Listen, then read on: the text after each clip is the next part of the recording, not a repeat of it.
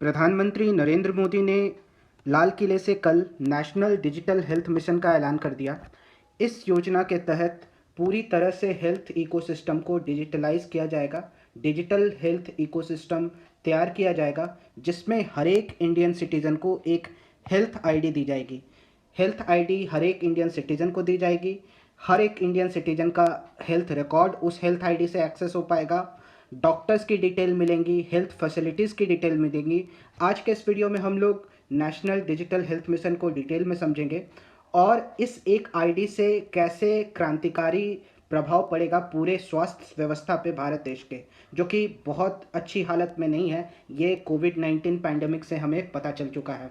तो वीडियो में आगे बढ़ने से पहले बता दूं, मेरा नाम है आकाश और आप देख रहे हैं बैकबेंचर्स गुरु। अगर आप हमारे चैनल पे नए हो तो चैनल सब्सक्राइब कर लो और नोटिफिकेशन का बेल आइकन प्रेस कर लो ऐसे ही करेंट अफेयर्स और जनरल नॉलेज वीडियोस के लिए। तो ज़्यादा टाइम वेस्ट न करते हुए सीधा आते हैं, what is national digital health mission. ये पूरी तरह से डिजिटलाइज करने का प्लान है गवर्नमेंट का। हेल्थ रिकॉर्ड्स को, पेशेंट के प्रिस्क्रिप्शन से लेके पेशेंट के इलाज के सारे रिकॉर्ड्स इस डिजिटल इंफ्रास्ट्रक्चर में, डिजिटल इकोसिस्टम में रहेंगे, जिसको पूरी तरह से गवर्नमेंट ओन करेगी, गवर्नमेंट उसकी देखभाल करेगी। इसमें यूज़र्स को ये अधिकार होगा कि वो अपना डेटा किसके साथ शेयर करना चाहते हैं और ये यूज़र को ये भी अधिकार होगा कि वो इस स्कीम में आना चाहते हैं कि नहीं। तो प्रधानमंत्री ने कल एक बहुत ही क्रांतिकारी कदम उठाया है डिजिटल हेल्थ सेक्टर में स्पेसिफिक। और इस मिशन के तहत हर एक भारतीय को एक यूनिक हेल्थ आईडी कार्ड दिया जाएगा, जिसको वो चाहे तो आधार से लिंक करा सकता है, चाहे तो नहीं भी लिंक करा सकता है।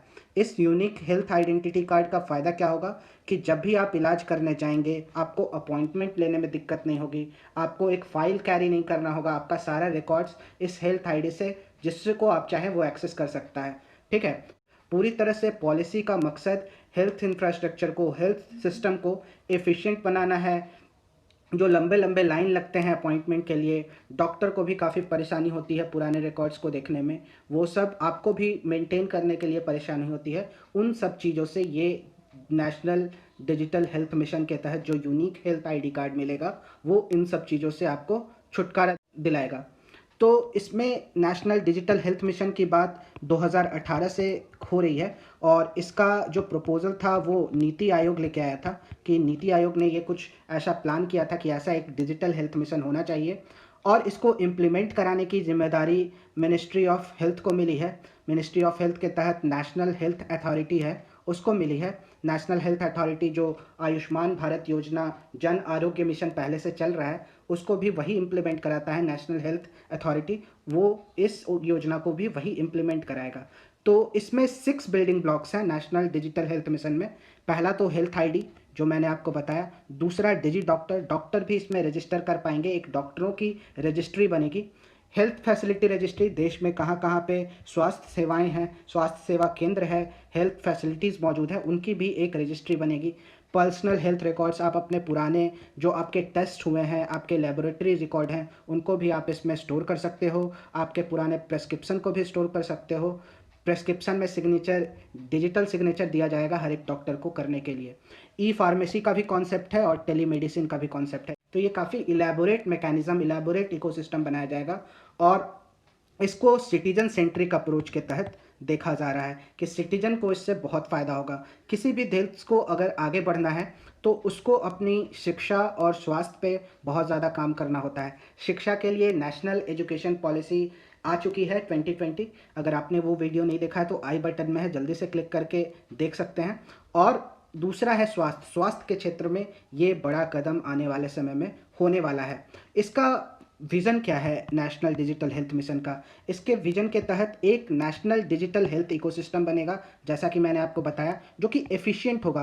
काफ़ी इंडिया में काफ़ी ज़्यादा हर चीज़ के लिए टाइम लग जाता है, लंबे लंबे अपॉइंटमेंट्स, कभी कभी अपॉइंटमेंट मिल भी नहीं पाती है। अफोर्डेबल बनाना है, अफोर्डेबल बनाना है हेल्थ को, हेल्थ केयर फैसिलिटीज़ को, और हर एक सिटीजन को सेफ हेल्थ केयर देने का इसमें वादा किया गया है, जिससे सस्टेनेबल डेवलपमेंट गोल जो कि यूनाइटेड नेशंस का है 3.8 यूनिवर्सल हेल्थ कवरेज का, और फाइनेंशियल रिस्क प्रोटेक्शन है, उसको भी ये अचीव करने में मदद करेगा।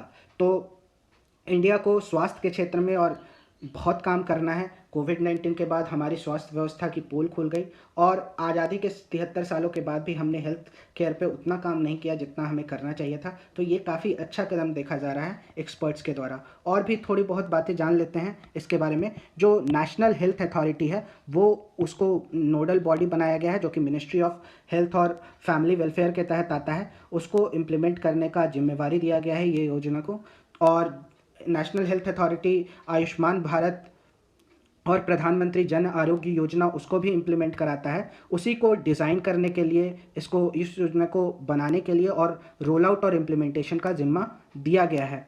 इसको सबसे पहले रोल आउट किया गया है 6 यूनियन टेरिटरी में: चंडीगढ़, लद्दाख, दादरा नगर हवेली, दमन एंड दीव, पुदुचेरी, अंडमान निकोबार और लक्षद्वीप। ये 6 यूनियन टेरिटरी में इसको कल से इम्प्लीमेंट कर दिया गया है। और ये कहना है यूनियन हेल्थ मिनिस्टर हर्षवर्धन का। एग्जाम्स के लिए इंपॉर्टेंट है, याद रखिएगा कौन कौन से यूनियन टेरिटरी में इसको इम्प्लीमेंट किया गया है। इसमें सिटीजन के पास पावर होगा कि वो किसके साथ शेयर करना चाहते हैं अपना डेटा, क्योंकि काफ़ी प्राइवेट डेटा है और इंडिया में आपको पता होगा कि राइट टू प्राइवेसी है। तो हम अपना डेटा, पर्सनल हेल्थ डेटा जिसके साथ शेयर करना चाहें उसके साथ कर सकते हैं, नहीं करना चाहें नहीं कर सकते हैं। ठीक है, तो इस डेटा की देखभाल गवर्नमेंट के हाथ में होगी और ई फार्मेसी और टेलीमेडिसिन को छोड़ के बाकी सारे प्रोविजन है वो कल से शुरू हो गए हैं। ठीक है, जो भी कोर बिल्डिंग ब्लॉक्स है NDHM का, नेशनल डिजिटल हेल्थ मिशन का, जैसे health ID, health facility registry, shall be owned and operated. मैंने आपको बता दिया, गवर्नमेंट उसको ऑपरेट करेगी, ओन करेगी, मेंटेन करेगी।